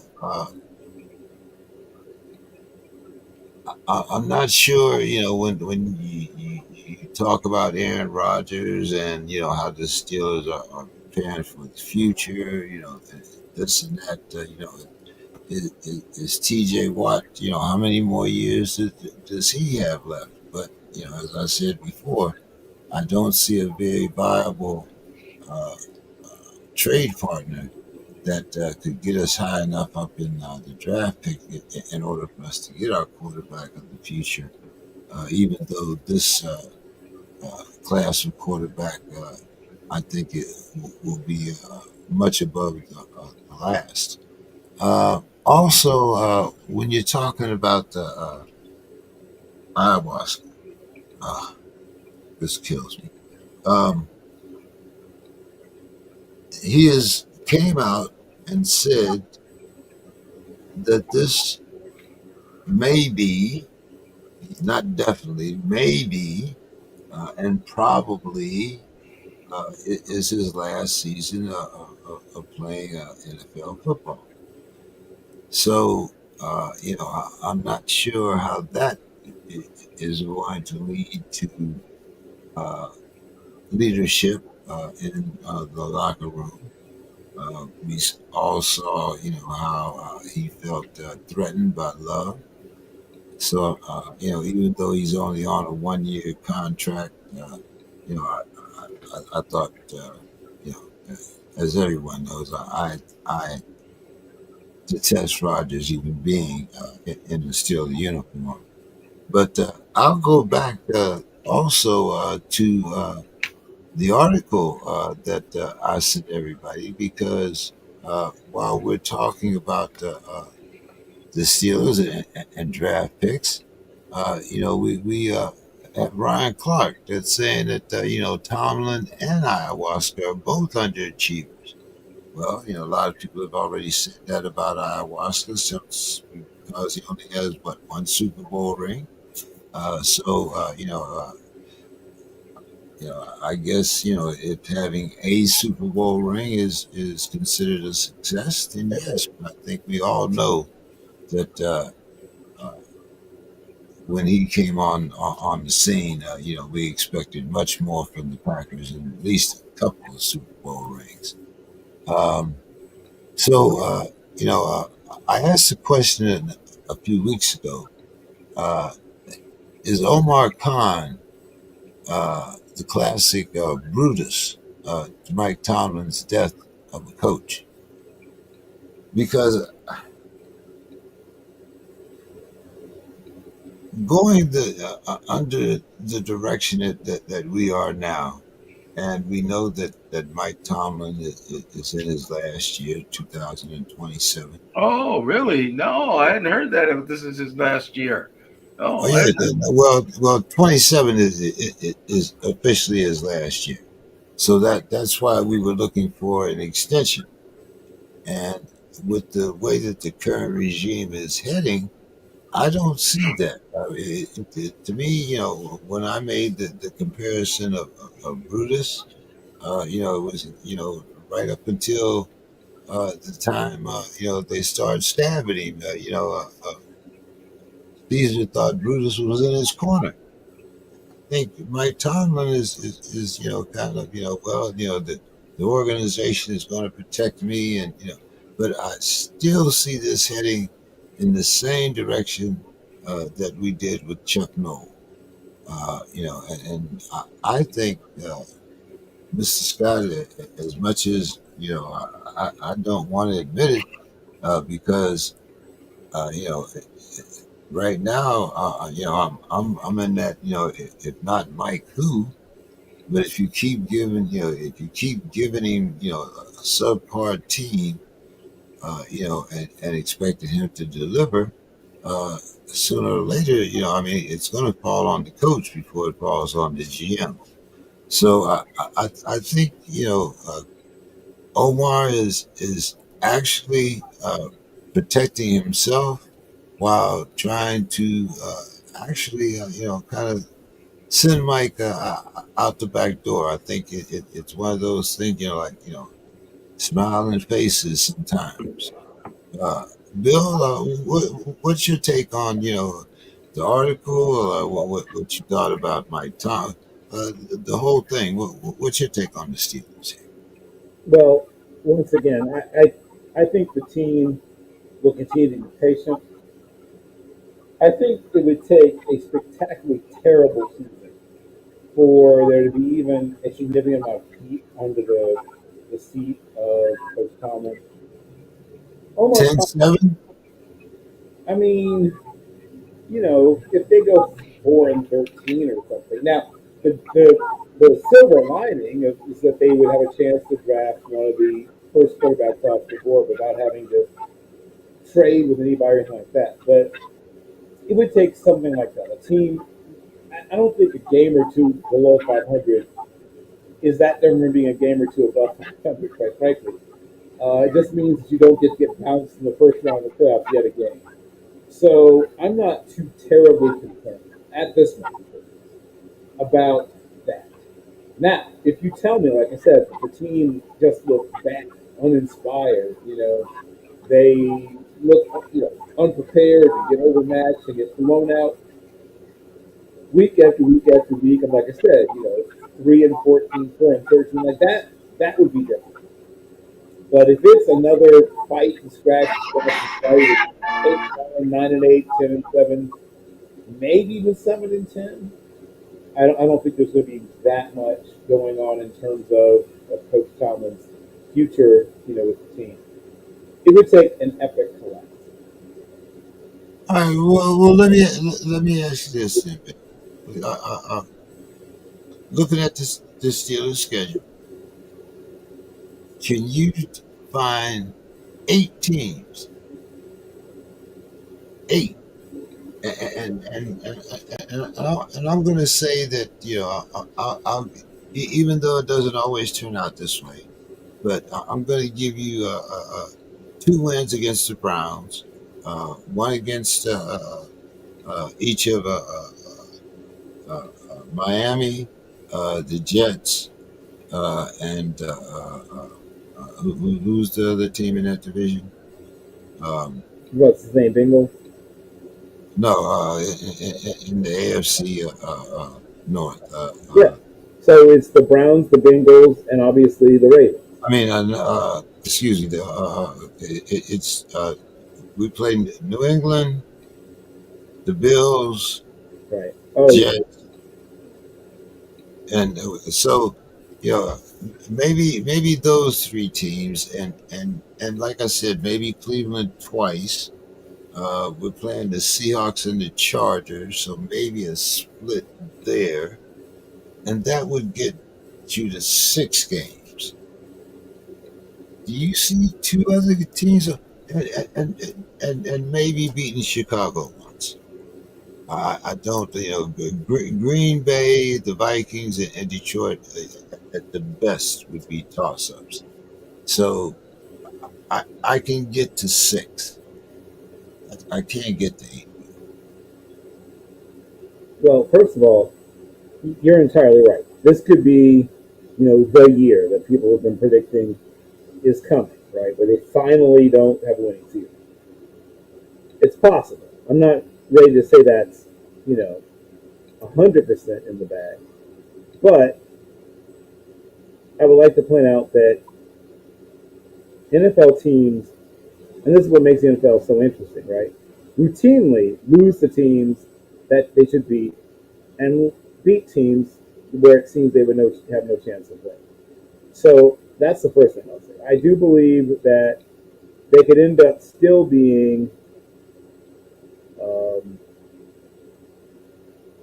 500 within the division. Now, that is not guaranteed. That's not assured, and injuries are still a thing. And this team is still a little thin at certain positions, including positions that deal with protecting an aging 42-year-old quarterback. Or 41, soon to be 42. So that's not great. When you don't have a great offensive line and you have a quarterback who is now at the point in his career where clearly, I mean, he said himself that this is his most likely his last year playing. Will he push himself to play through things the way he would have maybe early in his career? Perhaps not.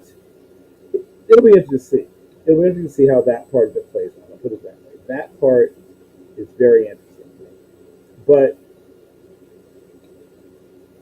this defense will do what it's done over the years and win games, even when it seems those games would not be winnable. Whether it be a pick six that to turn a game on its head that looks like you had no chance to win it. Stripping a ball out and someone scooping and scoring. I mean, there's going to be, I truly believe there's going to be situations where the they'll find ways, right? And that's the thing when people talk about getting rid of Coach Tomlin is Coach Tomlin manages to get sometimes inferior teams to win games it looks like they have no business winning. I will not be shocked if they win a game or two where it looks like they would not have the opportunity to do so. I still think they end up about 9-8 because Steelers. That's right. I would consider not. I would consider 9-8 a success. But Mr. Scott, okay. So you got the skinny here. You got Bill, and then you have my version of Shakespeare in Pittsburgh. What's your thoughts? Well, my thoughts are that your soliloquy, I mean, this was one of the greatest. You danced around more than Bill Robinson, Sammy Davis Jr., and your name, and your namesake James Brown. I mean, you did everything but the splits. To try to defend this thing without talking about the man that you have ridiculed, mocked, and ridiculed. You call the man ayahuasca, call the man, and then now he is on your team, and you're refusing to get in and give a real soliloquy. You're doing air dancing around it. Oh God, you're just doing the moonwalk. You're the Michael Jackson. You don't want to talk about it. That's what I tuned in for. Yeah, ayahuasca is now in your lap. And then the Mike Tomlin situation, as I've said before, I mean, you just can't be there forever. I mean, the man's act has grown stale. I mean, there's just no question about that. The man's act has gone stale. And, are the players even buying into it? I, I think they need a change. I think that they're well overdue for that. And the ayahuasca thing, matter of fact, I'm not even going to use that term. I mean, the Aaron Rodgers, that's just going to be a very, very interesting thing to watch from a number of reasons. One, can he last the whole season? And if he doesn't last the whole season, is it going to be from physical or performance issues? This is what I want to hear. Oh, and looky here. Looky. So yeah, that's you've been ducking, and so now maybe you've got a tag team partner now. Now maybe he Well, can take some. fresh from work, I didn't think to get it just from there. I came on just for you guys here in hopes that I would catch the Pittsburgh portion of this show. I'm just so happy to be here, guys. Thank you very much. I will In defer this my late time to hour. the man from Atlanta. I'll defer my time to the man from Atlanta. I don't know if I have much to add. I don't have much to add if we're talking about Aaron Rodgers in Pittsburgh. I mean, I don't think I need to add anything to Well, whatever has been said without even knowing what's been said. well, of course, I said that every one of my articles. You heard a heartfelt tribute to the team and the things that with the Tomlin and the owner and all the things except what's going to be going on the field. This was cleverly avoided, but it didn't get by me. So No, I man, said, I defer to the man from Atlanta. I said 8-10, Mister. 8-9, Mister Scott. 8 and 9. Goodness, that's depressing. 8 and 9. So Tomlin goes down this year, huh? The record goes down this year. That's according to me. Now, Bill says, as usual, there'll be a couple miracles here. I think we can get to 9 or 10 wins, guys, with Aaron Rodgers. I really think we can get there. I mean, as much as I don't like the Aaron Rodgers situation, I can't knock that he's better than what we had available. And I think that we can get to 9 to 10 wins. I think the biggest issue I had was all of the hoopla surrounding a guy that we know is only going to be around for maybe 17 games, 7 or so. And it just seemed like a lot to go through for that, But he's here now, and I'm thinking that we can get to 9 or 10 wins. Doesn't sound crazy to me, guys. It just doesn't. And I think that if Tomlin can get there with some of the guys he's gotten there with these last couple of years, I think it's possible. So DK Metcalf is going. But where does 9 and 10 get you? Where does 9 and 10 get you? Where's 7? Right, exactly where we are now, guys. Exactly where we are now. Back to it's like a 360. We're going right back to the starting point. Now, that's not worse than a starting point, though. It's not 8, because think about it, guys. Think about all the hoopla, all the crazy stuff we're hearing now with him winning all the time. Lord forbid the guy loses a season. They're gonna be ready to run him out of Pittsburgh. Like he has one loss in his entire career. They'll be ready to run him out of there. And I think that's what's happening, which is why I wrote the article about Shakespeare in Pittsburgh. Well, it's an accumulation of things. It's just like when you used to watch the old boxing and Howard Cosell would say, oh, the man got hit, but it didn't look like it hurt. And Howard would say, well, it was an accumulation of punches. Several of body shots and head shots previously led to the demise. And this is what we're seeing. This is what we're seeing with mediocrity. If that's a standard, I mean, I guess, you accept it. Mediocrity. Winning is not mediocrity, Mr. Yeah, I'd say he's a winning coach. I'm not a big fan of the Metcalf situation either. I mean, if we're really talking about it, we want to just really open up the floor here. Yeah, I'm really not a fan of any of it. I'm not a fan. Yeah, No, I'm not. yeah, I'm not a fan of any of it. I'm not. We have no clear number one running back. Right now, our best tight end is 5 million. I'm not saying, He's not terrible. He's a pretty good guy. he's not terrible, but once again, you're talking about 8 or 9 wins. Is Aaron Rodgers going to stay upright for 8 games? Man. At 42 years old? Did he play last year? Didn't he play most of the season last year? I'll have to look at his games, but I think he played most of the season last year. I don't know. But he didn't have the schedule that he has this year. He's playing all of the AFC North twice. He's playing the NFC North once. He's playing the AFC East schedule. And then he's playing at least the Seahawks and the Chargers. It's tough. It's tough. Did they have other options? I mean, was Aaron Rodgers the only option that they had? I mean, we've gone through the draft. We did. So all of a sudden now, that's the greatest option. To me, that was the problem. They waited until Aaron Rodgers was the only choice. Correct. Why didn't they go? Why didn't they go after Cooper Rush? the kid from Dallas that's in uh, Baltimore right now. Uh, there were another couple young quarterbacks they could have got for $10 million. I mean, uh, I mean, I think they painted themselves into a corner, and Their own fault. yes, I do think it's their own fault. I agree with I that. agree. I agree. Yeah. So Reggie, what's going on? Down there with your guy. We were talking about Mr. The banker. Hmm. Getting paid what 30 mil to sit on the bench. Man, Kirk is all the way here. Kirk's showing up the camp, man. Kirk's here. Kirk's still here on our team. And Kirk's all the way here on our team. So and for $100 million, I expect you to be all the way here on our team. You know what I mean? That's the way that until something changes, I'll let you know, guys. But right now, our $100 million quarterback is reporting for camp and he's here and he's ready for the And he's like I say, he's happy as a baby with a dough in his mouth to do it. I mean, not his fault, you know.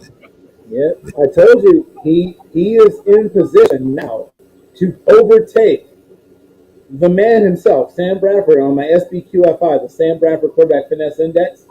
Kirk Cousins is right now poised to overtake Sam Bradford on his own Quarterback Finesse Index. Way to go. Records are made to be broken. Goodness gracious. Sam Bradford. Wow. Okay, Reggie. Now I'm going to see exactly how much faith you have in your team. Okay. Because I know you play fantasy football and you are always all in every season. Going in again this season, yeah. One Steeler that you're going to pick up on your fantasy. Man, this thing is just getting painful. This show gets painful. Why did I even come on tonight? What did I even come on to this show for? Like, why you got to put me on the spot? I'm not drafting any Steelers, guys. We all know we're not. We all know we're not drafting any Steelers. And therein lies the problem. That's why we have to complain on this show because we're not drafting enough Steelers. The thing is, right now, we all know who it is. It's going to be the Steeler defense, Freiermuth at the tight end position, right?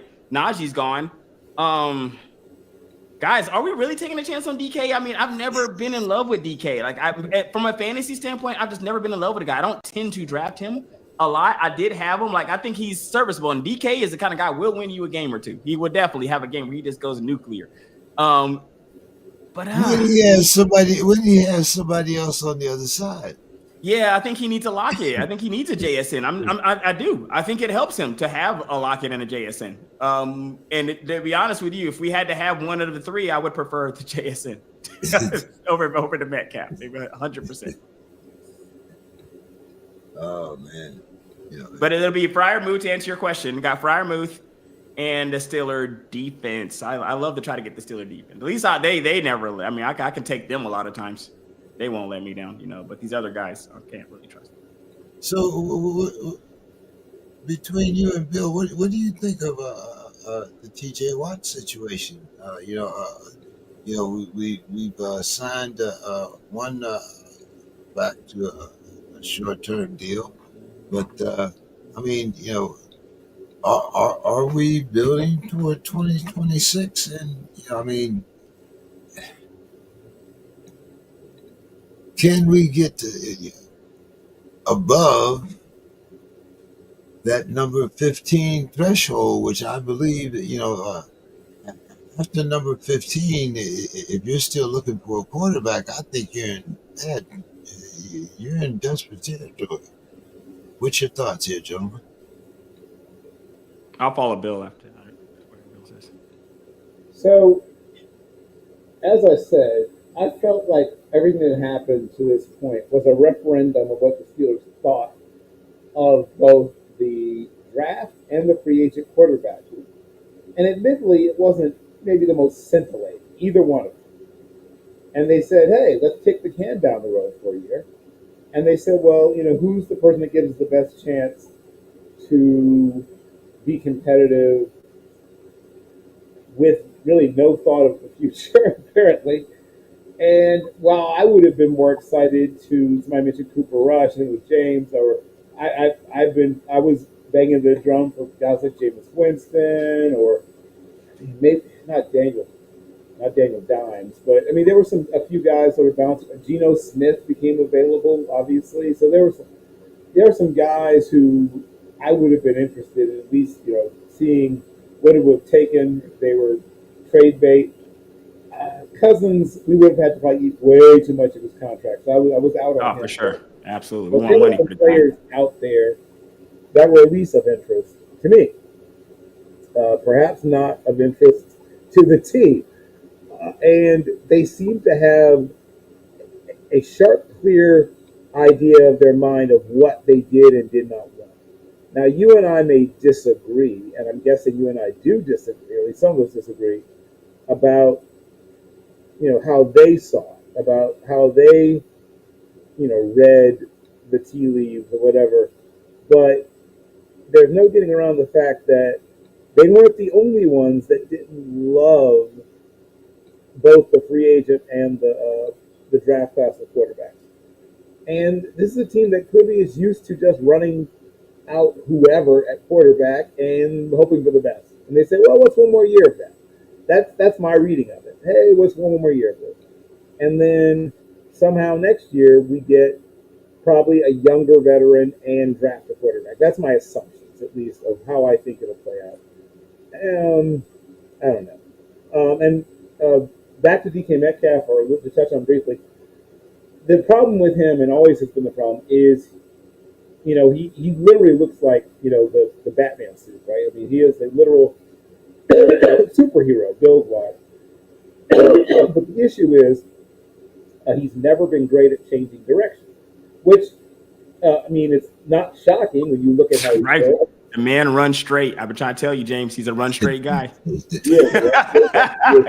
gonna run straight, man. He was really good at that, at running straight.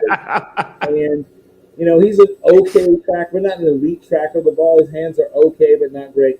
I mean, the only great thing about him is he is a true freak show physical specimen who can run straight and is difficult to deal with because of his size and speed once he gets going. But if you're trying to get him to like whip routes and swirls and certain, it's just not going to work out. So you have to know what you want to do with him. But a guy like Aaron Charles Rodgers will realize what his strengths and weaknesses are, and will know when to avoid targeting him probably, and then we'll pick on him when it makes sense. But yes, and once again, ditto on the Freiermuth thing. I also think that Warren will have a decent season, and watch out for sort of a breakout by some of the sort of semi-forgotten younger receivers that sort of got ignored previously. Calvin Austin stays healthy. I won't be surprised if he has a much better season. And by much better, I mean somewhere between 620 and 710 yards, 4 touchdowns, that kind of thing. I mean, not setting the world on fire, but solid production from a 2-3. And we get a solid 225 yards from Aaron Rodgers and 5 touchdowns for the whole year, over 30 yards. Goodness gracious. But I digress. Go ahead. So is TJ Watt the highest paid player on the Steelers? Oh, yeah, as well he should be. Okay, so in this day and age, and I'll have to go back and look and see.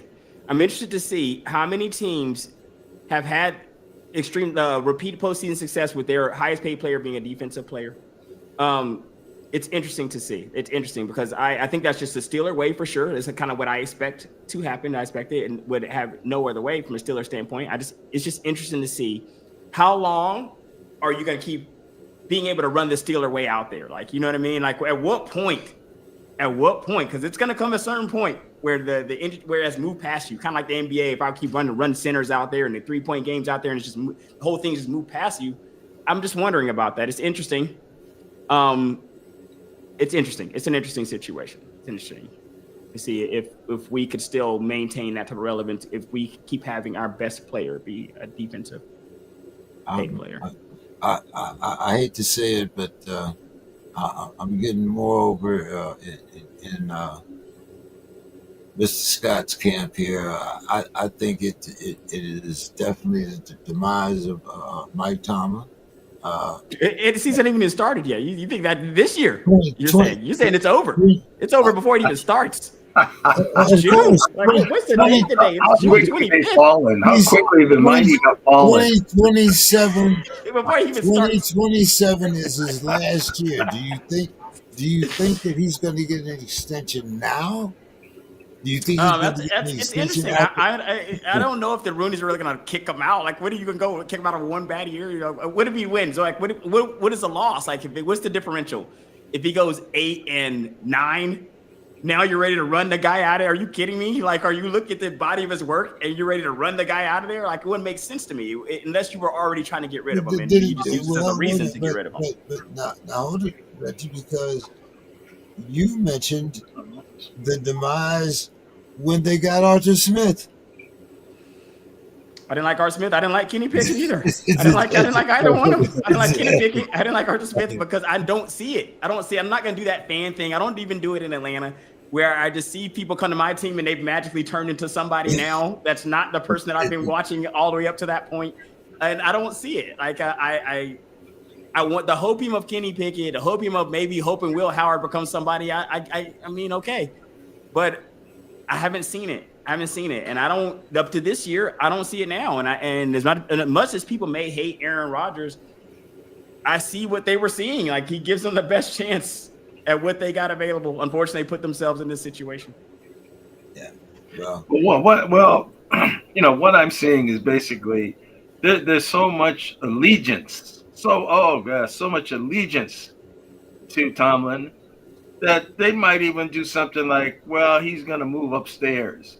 He's going to move. Should they not? If they should, why should he not move upstairs? He's never lost. If anybody's moved upstairs, why can't Tomlin move upstairs? He's going to move. Yeah, I could see this happening where they say he's going to be some vice president of so and so and whatever, and just get a season ticket to sit and watch the games because they've been they've been so much allegiance to it. So I mean, it just seems like they're just attached to him somehow. Should they not be though? Who should you be attached to but a person that's never lost? If you can answer me that. That's won one Super Bowl in over 17, 18 years. I mean, and it's been I'll take that. I'll take the Super Bowl and the never lost and couple with. I'll couple with the two, but the never lost in the Super Bowl. Who would you gonna listen to? How many Super Bowls have the Vikings won in that same period? Yeah, but the coach we have now, this is. I don't think the Vikings have been there. Have the Vikings been in the Super Bowl in that period? This is what I'm saying. You know, this is where you're pulling out straws and pulling out things. Nothing to do with it. Pointing out some obvious truths here. You know, that's all, you know.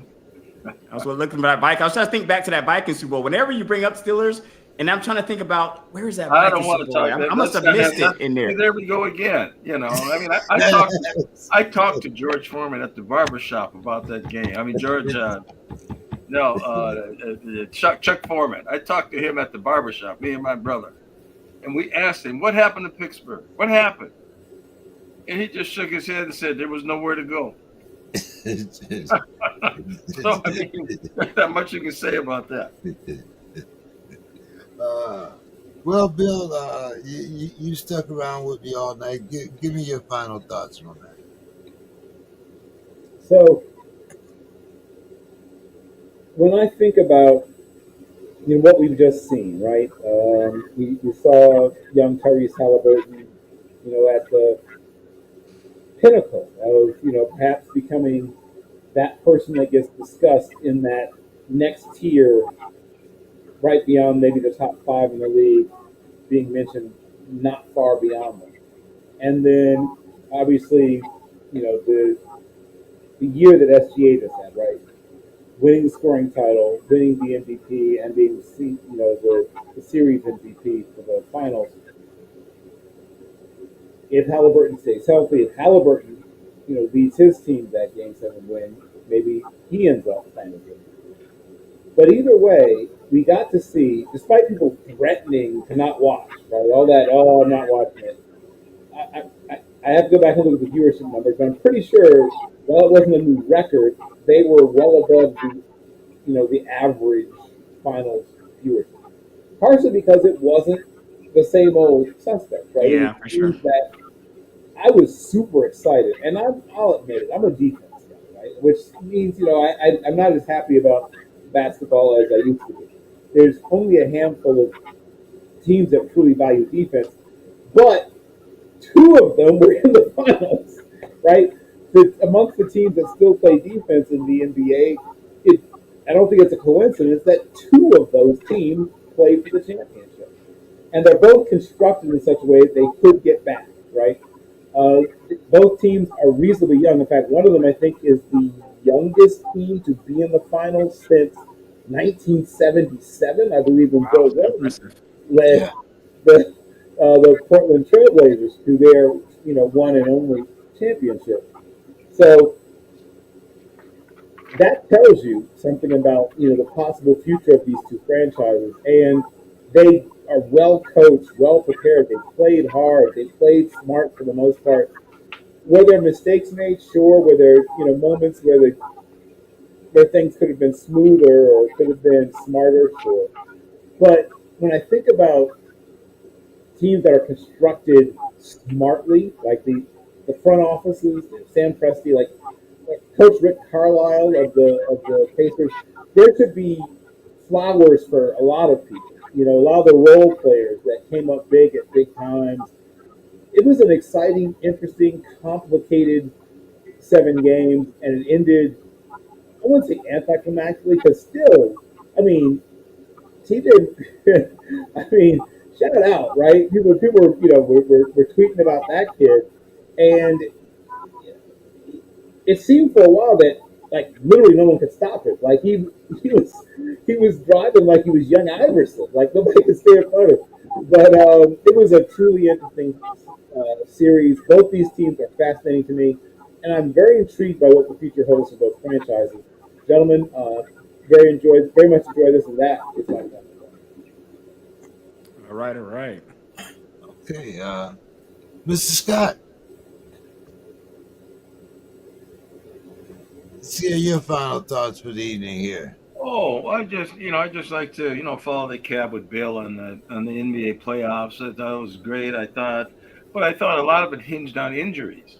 I mean, with Tatum getting hurt and Lillard getting hurt and Steph Yeah, for getting sure. hurt and Halliburton getting hurt, nobody wants that to happen, but it just happened. And I think, I look at the Timberwolves run and, they went against the Laker team that really had no bench. They had no size. I mean, they just had two guys. I mean, that was basically it.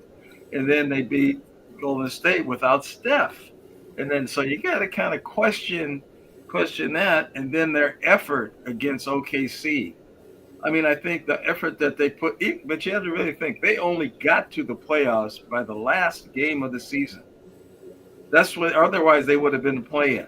If they had the last game of the season, that's how close it was in this division. So those injuries, I mean, that really changed the deal. But I think the Timberwolves missed out on probably their best chance to actually get to the final. I think they could have gave a much better effort from what we saw Indiana did to OKC. With the Wolves being healthy, they had all their guys, and they just only could win one game. I think they missed out on a real chance to really get to the final. So these things that just doesn't happen every year. And then other than that, my last, Minnesota has been just kind of a somber place with all the crazy things going on here. Some of the things even near me. So and hopefully we get out of that and we can. So I'm looking forward to football. Looking forward to football and really looking forward to hopefully sparring with Demetrius. He's been ducking me, dodging. And, Goodness. the man from Atlanta, he showed up. Bo, he's still kind of ducking and dodging. Well, So, I'm I showed here. up to be here with you guys here. I did show up. I thank you for that. I appreciate that. I'm here. I'm not going anywhere. I can take the smoke. So, but I can give the smoke. So, but that's it. It's always a pleasure to be with you guys and, kick it around. All right, Mr. Scott, thank you so much. Gonna have to get together with you and Don. We have to have at least another show before the summer's over with, I'm sure. Oh, yeah. Hopefully it's in a good aspect. Reggie, take us home, my man. I'm going to go in a total different direction here. I had the pleasure to see Lionel Messi score a goal at the FIFA Club World Cup last week. I'm going to go see him again on Sunday. And because America hates soccer, I've been getting these tickets at an amazing price. And I'm looking for America to keep hating soccer until next week. I'm looking to see Real Madrid. I need good prices on those tickets. So I'm hoping that hate continues and I can get out there. I'm one of the haters. It's a pleasure, guys. It's been a pleasure. Yeah, we got to get together for our fantasy show. Bill, I got to get you in there too. So, hey, About that time, man. Everybody, thank everybody for coming in. I know Mr. Scott was going to come in, especially to gloat over my Steelers, but that's okay, Mr. Scott. I do have my supply of paper bags coming, so I'll be set. Well, hopefully you won't need them. I mean, I don't think you're going to need them either, man. Not this season. We're hoping not. Hope you can save those for later. All right. Okay. From you see that's my dream catcher there. You see, how I feel about the season. I had to go and get me a dream catcher. I got another one over there. All right, guys. Hey, thank you so much. Appreciate your time, and I'll see everybody next week. Have a great one. All right. See you next time, guys. See you later. All right. Thanks.